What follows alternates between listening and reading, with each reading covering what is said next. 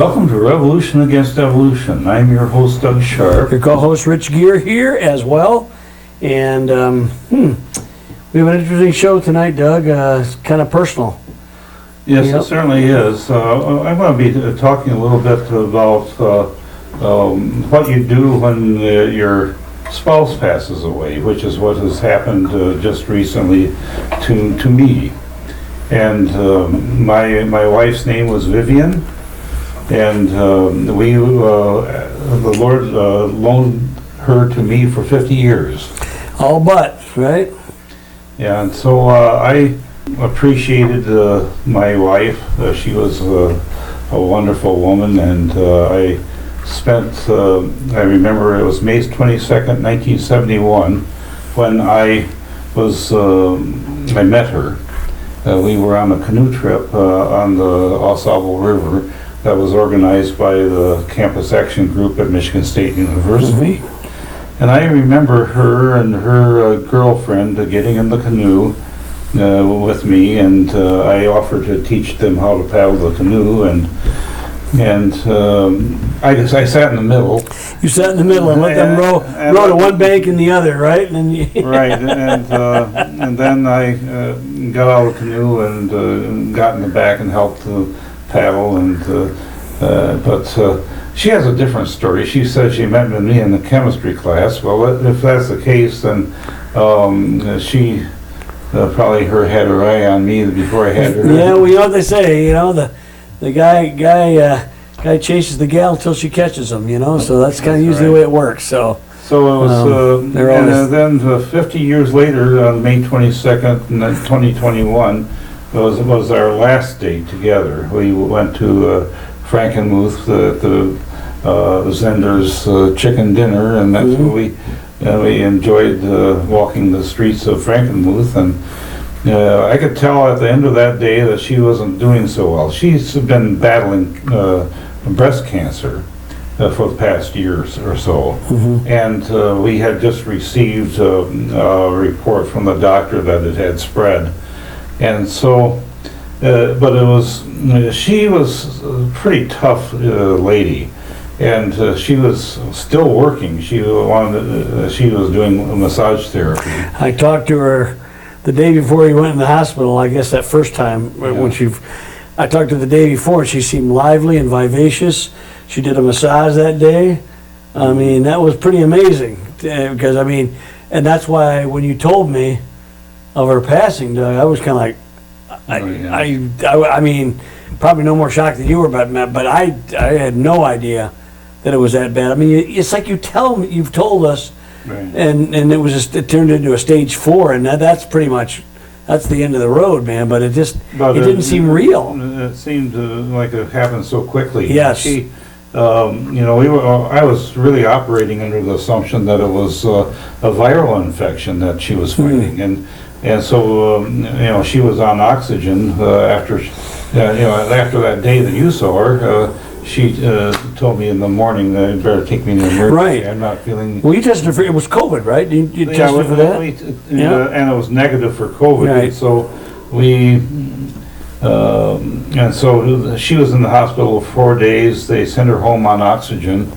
And a few days later, we went in to talk with the oncologist, and they sent her back up to ER, put her on more oxygen, and... they were concerned, her heart rate was really up high. And so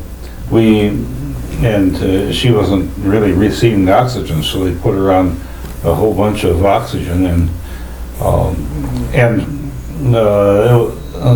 when she went in the hospital that second time, my daughter was on their way to Glacier National Park. Yeah, Linda, yeah. And I had told them that, you folks go ahead, you've got this planned, and I'll deal with whatever happens here. And so, it was the second time she went in, they said, I think we're going to put her in the COVID room, and just in case, because she's not responding very well, and so then it might be COVID, even though it was tested negative. And so while I was waiting, they sent me home, and while I was walking the neighborhood, and I got this call. They said, you better come up here quick, her heart is starting to fail. Yeah. And then while the conversation ended, they said, well, she's gone. And that just hit me right like this, Yeah. kind of a punch in the gut. And so I go up there and I see her, and she, there she was. But here's the thing of it is, this is why we go to church. This is why we have faith. This is why we go through all the trouble of trusting in Jesus. And if it doesn't work now, what was all that effort for? To follow Jesus in this way. Paul says it very well. It says, if Christ is not raised, and the hope in Christ, if that's not true, then we are the most miserable of people, because we don't even get the benefits of the temporary things, whatever, and they're all temporary. That's the thing about it, Doug, is that we've looking for a better hope, a better purpose, a more permanent thing that doesn't end with this life. And Vivian was one of those. I thought Vivian, she was a lady, a woman of faith. I loved talking with her. She was always been a strong believer. But to me, the last several years, Doug, the last 3 or 4 or 5 years, she and I got together, had some really neat Bible study conversations. She had some real heartfelt questions I thought were just indicative of somebody who was just looking into this. And maybe she knew in advance there was an eternity staring her in the face pretty quick. But we used to kid her because she used to tell us she was going to live to be 145. Yeah. Now, none of us kind of took that too seriously, but we always figured if anybody's going to be 100, it'd be Vivian. Right. She was really a health nut. She really was. And she made it through a midlife crisis. that's what Doug says. Was it 72 and a half? Yeah, That's exactly right. Right in the but- middle. It was amazing. But I just figured that she caught a glimpse of heaven, and she says, well, maybe I can go here, or maybe stay behind and try to fix Doug. I'm bailing on that one. But Vivian was that type of person. The fact that her faith was so strong in Jesus, and that she ministered to Jesus in many ways with her worship, that it gives me that comfort, total comfort and hope of the plan that God has for us for eternity.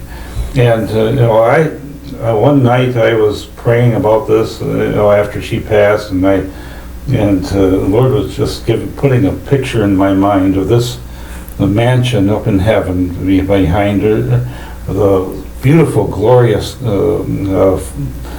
colors in the garden, with Jesus stretched out with his pierced hands in front of him like this, and Vivian with her alabaster box and costly perfume, working on those stripes, and just working ministering to Jesus in this way.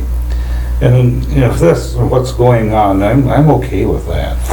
Well, but it was like I said, it was a real unexpected thing for me, for her to go that fast. But I was prepared, because God, that's really why I went to worship Jesus, was that he is the one who is able to bring us that hope of eternity, and not everybody has that. If you don't believe in Jesus, and you don't believe that he died on the cross and paid the price for your sins, then what hope do you have? A lot of people put their hope in all the other things, and they pay for it because it's not something that... Well, it doesn't last. I mean, there's nothing in this life that lasts. There really isn't, except being born again. That will translate into the next life. And Vivian had that hope. What's interesting, Doug, is Vivian was not raised. Was she raised as a Christian? She was not raised as a believer, was she? Or was she? How did she come to the Lord? I've always been interested in that. The story about that was that it was at a missionary church in Hong Kong. Okay. where she came to believe in Christ. And they were the ones who would hand out the care packages. Right. Because they had to flee from mainland China. Yes. Yep. And so, her whole demeanor was a lot different than what the rest of us are used to in the United States because of her the background, in the Chinese and background, and also Brazilian, because she different. was in Brazil for several years before coming here. And so her family fled China to Hong Kong and then to Brazil, and so it was a very interesting background that she has, and a lot of that she didn't want to talk about because a lot of the trauma that she went through as a child was very difficult for her, and I think that but Vivian was a gift to me, definitely, because she really straightened me out in a lot of ways. You needed it. I needed it. Yeah, there's a lot of things that, and the thing that I think about is we're all searching for answers in a lot of ways. We don't have it all figured out. And that's what we're trying to do in life, is to figure things out as it comes. And a lot of things were, Viv and I, in the past few months, have been attending a marriage seminar where we were learning the difference between love and respect, and how the differences between male and female, and how there's sort of always that little tension, because there's the pink way of thinking and the blue way of thinking. And what I say through my blue megaphones goes into her pink hearing aids. It just doesn't always translate. And a perfect example of this was after she passed away, one of our friends, Dan Allegri, he was up here from Florida, and he was talking with my daughter Linda about what would be a good thing to bring me, and so he brought over to me some tuna fish casserole.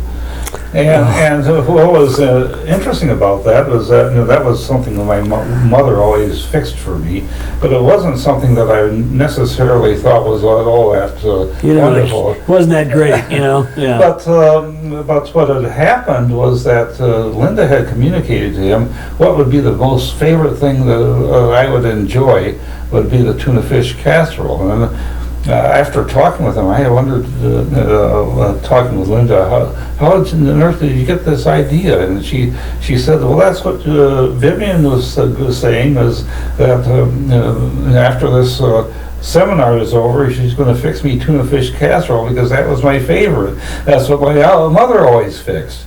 Well, obviously what had happened was that I had talked to Vivian and told her how much I appreciated her cooking, and it wasn't like my mother's cooking, the tuna fish casserole all the time, and so Vivian heard something different than what I was actually saying. And this is a whole thing about the tension between men and women. We're made up differently as for a purpose, and it's like iron sharpens iron, and it's for us to get this communication worked out where we don't misunderstand. We make sure that we hear each other, and I think that tension is what makes us stronger. That was interesting, because you told her how good you liked her cooking, but she heard that your mother's cooking was better than hers. That's probably what she heard, and that's what she heard. That's not what I said. But I loved her, and we had a lot of things that just were little disagreements of that sort, but it's we always tried to treat each other graciously and with love, and sometimes maybe I should have stood up for myself a little bit more than what I did. But I think that, because with Viv was, I enjoyed talking with her, because she and I were we could go all over the map, you know.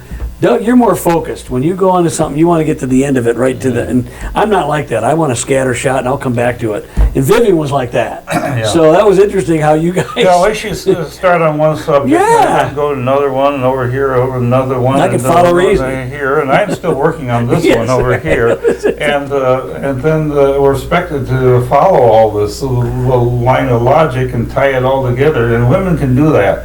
We men really have a tough time with that. Yeah, but I didn't have any problem with it. I know you did. I know. Oh, you're a dirty bird, you know. Touch with my feminine side. I don't know. The point of it is that I attribute to my ADHD personality. But I enjoy talking with Vivian. When she jump over here, I'd go there. And our whole family's kind of like that. But you're right, though. Generally speaking, it's an interesting thing too. I've talked to gals that that women almost invariably have 3,000 to 5,000 more words in their vocabulary than men do. It's not all. I said I am a notable exception to that. Okay, but the point of it is most men do not have as many words as the female. That's why I keep you around and why I kept her around is because. What did you say about the personality? That makes me laugh. You something about you downloaded personality or something. I can't remember what you said. What I said was I had to have my personality surgically removed because for my job, as IT specialist. Computer IT. Oh but man. That's the thing of it is that she certainly did have that personality, and it was that charming smile over hers that knocked me over. It knocked everybody off. She had a great smile. Every picture, Doug, it was so funny. I look at her picture, and I kidded you about this, but you got a pretty good smile, but sometimes it does look more like a grimace, And her smile was always just, I'd see those teeth. Every picture was like almost perfect, every one, And you was hit or miss, Yeah. But that's okay because it was good. I miss her. I miss her a lot, And it's I'm funny. going to miss her a lot too, obviously, because her cooking was fabulous. I know. I gotta tell you, I never trust a skinny chef, but I made an exception in Vivian's part. She was as tiny and thin as you can get, and she could cook anything. And boy, we relished it when she was making stuff for us, Doug. She would cook the ribs or the chicken, or I didn't care what it was. It was always good. And that was amazing. On our second or third date, I remembered she fixed me something to eat, and I said, "Whoa, this is wonderful." I'm keeping this person. This gal is a keeper, I think it was 6 months after started dating her that I proposed, and then about a year and a half later we were married. So I didn't waste my time with Vivian. It was certainly and I really don't have any regrets.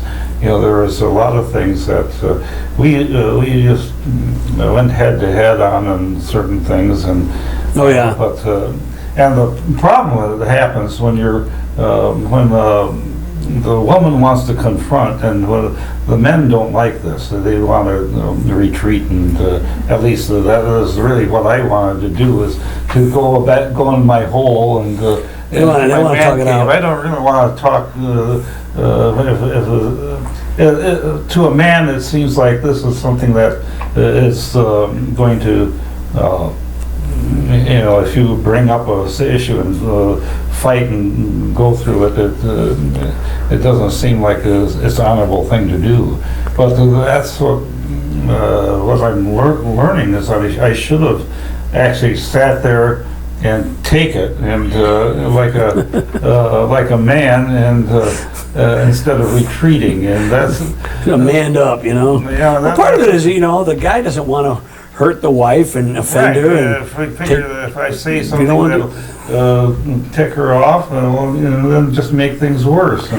But that's not what really is supposed to happen. And this whole dynamic of being married to somebody, and yet this person is so different. And in Vivian's case, she was really different. And, but she was special. Very special in an exotic way. She was great, And so she was fearless too. I tell you, Doug, she was fearless. She could travel on her own. She'd go out of Europe, and she was fearless. And I wonder if some of that was her background. She overcame so much in her young life that she just didn't. She was street smart. Yeah, she was, and she did not. She did not suffer fools gladly. Let me tell you that. If there was something that she thought was ridiculous, she would let you know. And I like that about her, actually, really. And when I remember we were in Tijuana, and she was bargaining with some of the merchants down there, and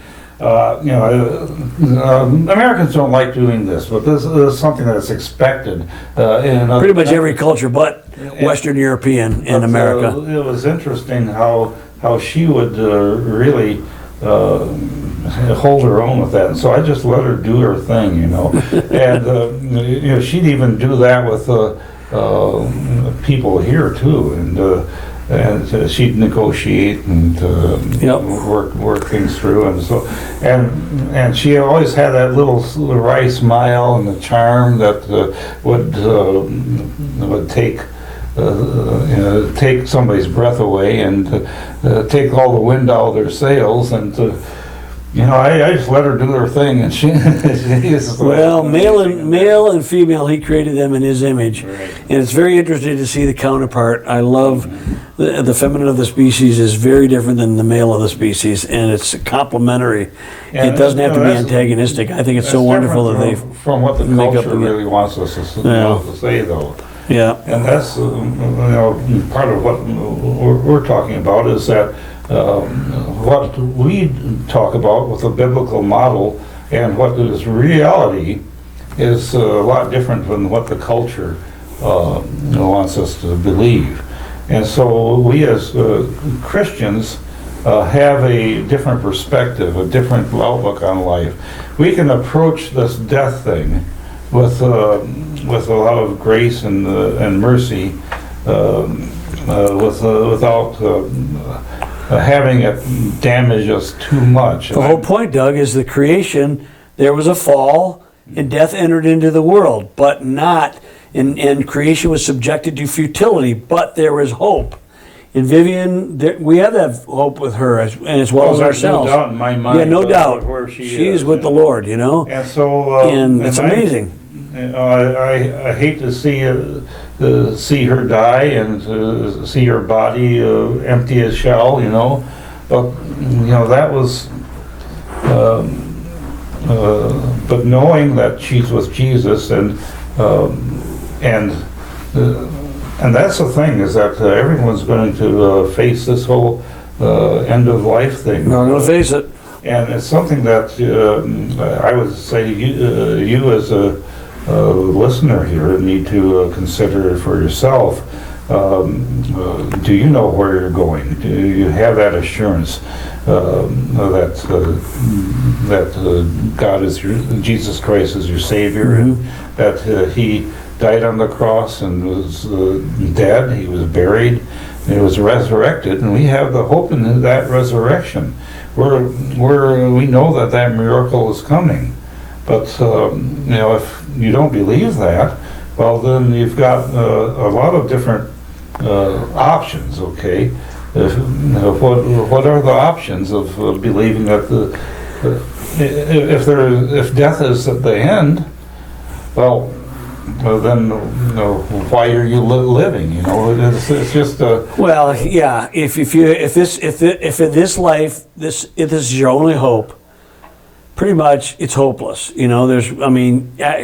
You can achieve all of these things, all the wealth, all the fame, all the glory in this life. If that's all you have, that's all you're going to get, and there's really nothing beyond there that's going to help you. But conversely, if there is more than that, that's the choice. I still remember back years ago. Jesus is who He said He was, or He isn't. You accept Him, you receive Him, or you reject Him. 3 out of 4 of those scenarios are losers. That's right, yeah. In other words, if I accept Christ and He's changed my life for the good, I have a much more fulfilled life. But yes, there's sometimes persecution, some ridicule, but that's a minor thing, but the hope I have is so much greater. If I'm wrong, I am no worse off than you are, okay? But if I'm right, it has nothing to do with me being right so much. If this is a truth, if the God-man, Jesus Christ came into this world, the image of the invisible Father, to redeem this world, to bring us back to himself, then the eternal consequences are, I can't even, they're so great. And that's what makes me so joyous for Vivian, even though the point is I still miss her. I miss her presence, I miss her smile, I miss her talking, I miss her arguing, I miss her debating, missing all of those things. But you know that she is in the best place ever, and we will eventually someday have to join. We will join her. That's a neat thing if we hold on. You know? For me, I sometimes get a little teary-eyed, when, it's when I remember when I was right after she passed, and I was picking up the bag that had all her stuff in it. That's when oh my goodness, yeah, here's her shoes, her stuff she was wearing, and so that caused me to choke up a little bit. The other thing that hit me was when I started listening to some of the songs that we used to listen to. That sort of started to make me choke up as well. She had introduced me to some Brazilian music. Oh, yeah, you were always listening to that. And there was actually a Chinese artist that I listened to that the songs were beautiful, and that got me going a little bit. But knowing that she's in heaven, and that she's probably using her skills up there as well as she did down here, that really gives me hope and peace. And oh, death, where's your victory? Oh, death, where's your sting? Right? That's right. And I love that lady. She was so beautiful. And gave me 2 beautiful daughters and 3 beautiful grandchildren, and that's a legacy of somebody that really cared about other people, and she was always thinking about others. She would pray with her patients, and she would share her faith with them, and it was that which really I found so remarkable. How much that she served other people and blessed them and brought the joy to the people that she meet. And she always had that funny little laugh. Oh, I love that laugh, yeah. That would be so precious to me. And I'm going to miss Vivian, but she's left me with a whole lot of blessings and a lot of resources that will sustain me for the rest of my life. So, Vivian, I hope you hear me. I love you. I thank you for giving me 50 years of your life. And we'll see you next time on Revolution Against Evolution. Bye now.